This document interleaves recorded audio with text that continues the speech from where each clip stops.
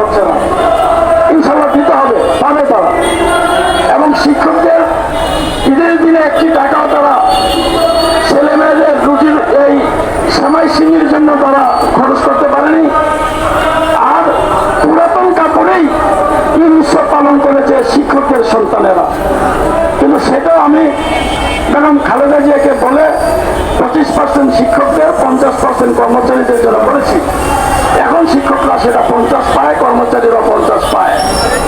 ইনশাল্লাহ আমরা ক্ষমতায় গেলে আগামী ফেব্রুয়ারিতে যে নির্বাচন হবে, আপনাদের বিষয়গুলি আমি জানলাম এবং আমার